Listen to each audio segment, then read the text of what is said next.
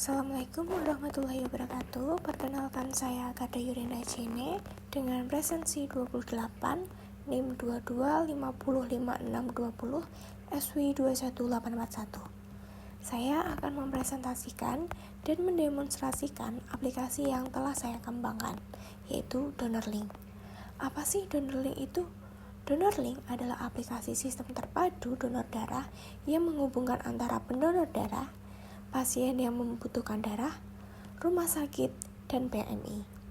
Aplikasi ini bertujuan untuk memudahkan proses pencarian, permintaan, hingga distribusi darah dengan cepat dan terintegrasi berdasarkan lokasi dan kebutuhan medis secara real time. Berikut saya akan mendemonstrasikan penggunaan aplikasi DonorLink. Jadi langkah pertama, saat kita membuka aplikasi DonorLink akan muncul tampilan persetujuan akses seperti izin untuk mengakses lokasi dan notifikasi. Setelah itu, kita klik masuk. Bagi pengguna yang sudah memiliki akun, cukup memasukkan username dan password. Lalu akan diarahkan langsung ke tampilan profil pengguna.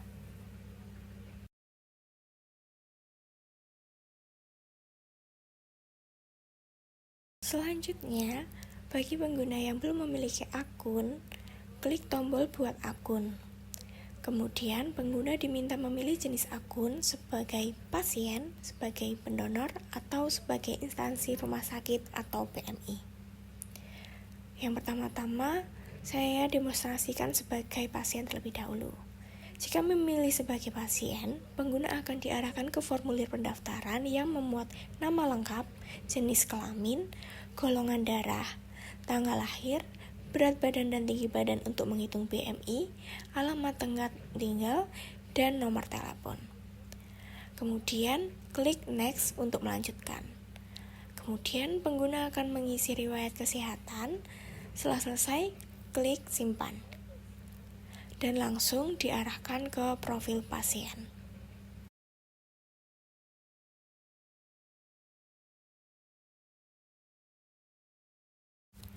Selanjutnya, jika pengguna memilih sebagai pendonor, maka formulirnya sama seperti pendaftaran pasien, meliputi identitas diri dan data kesehatan.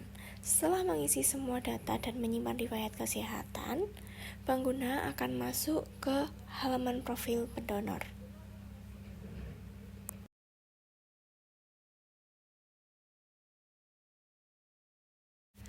Selanjutnya, jika memilih sebagai institusi, maka form registrasi memuat nama instansi, ID unit transfusi darah, alamat lengkap, nomor kotak, dan alamat email.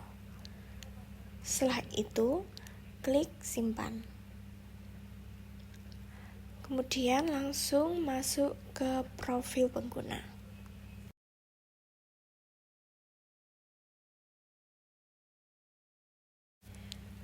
Selanjutnya, saya akan mendemonstrasikan penggunaan aplikasi yang dimulai dari pasien. Di tampilan menu utama, pasien dapat masuk ke menu cek stok darah. Pasien bisa memilih golongan darah, misalnya B+, lalu klik cari. Akan muncul daftar instansi yang memiliki stok darah tersebut, lengkap dengan jumlah kantong dan lokasi. Pasien bisa langsung klik tombol ajukan permintaan darah. Setelah permintaan dikirim, sistem akan memberikan informasi bahwa permintaan sedang menunggu konfirmasi dari pihak instansi.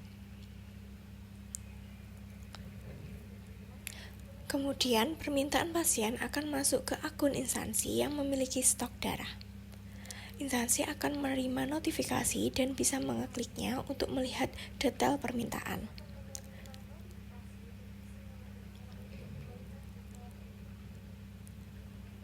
Jika disetujui, sistem akan menampilkan status disetujui dan secara otomatis pasien akan mendapatkan notifikasi bahwa permintaan telah diterima, disertai informasi lokasi pengambilan darah.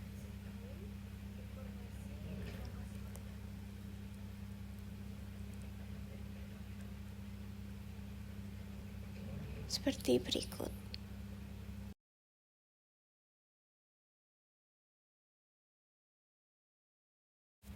Selanjutnya, saya akan mendemonstrasikan apabila stok darah tidak tersedia. Sebagai contoh, pilih golongan darah A-. Maka, aplikasi akan memberikan respon bahwa stok tidak tersedia di area terdekat. Aplikasi kemudian akan menawarkan opsi untuk melakukan permintaan donor darurat. Pasien cukup klik ajukan permintaan donor dan sistem akan memprosesnya. Sistem akan secara otomatis mengirimkan notifikasi ke pendonor terdekat. Pendonor akan melihat notifikasi berisi informasi jenis darah yang dibutuhkan dan jaraknya. Pendonor kemudian ditanya apakah bersedia untuk mendonorkan darahnya. Jika iya, maka akan diarahkan ke lokasi donor darah terdekat, disertai peta lokasi.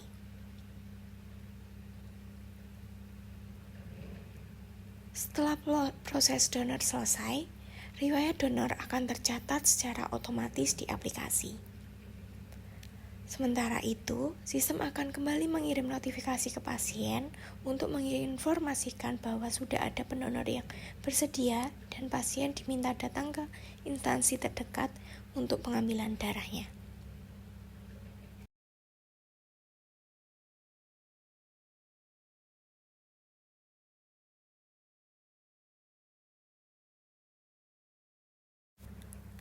Aplikasi DonorLink ini memiliki fitur unggulan khusus bagi pendonor, yaitu menu reward, sebagai bentuk apresiasi atas kontribusi mereka. Reward ini akan didapatkan apabila pendonor telah melakukan donor darah secara rutin dan tercatat dalam sistem. Pada menu riwayat, seluruh aktivitas donor darah akan tercatat secara otomatis dan terdokumentasi lengkap, termasuk adanya barcode digital yang berfungsi sebagai bukti resmi bahwa pendonor telah melakukan donor darah di instansi yang terdaftar. Sementara itu, pada menu reward, pengguna dapat melihat jumlah poin yang telah dikumpulkan dari setiap aktivitas donor. Poin ini dapat ditukarkan dengan voucher digital, salah satunya adalah potongan harga untuk layanan pemeriksaan kesehatan di Halodoc dengan menggunakan kode voucher yang tersedia dalam aplikasi. Selain itu, di menu utama aplikasi juga terdapat fitur edukatif yang memberikan informasi mengenai manfaat donor darah, baik bagi kesehatan fisik pendonor, dampak sosial, hingga pentingnya kontribusi dalam menyelamatkan nyawa orang lain.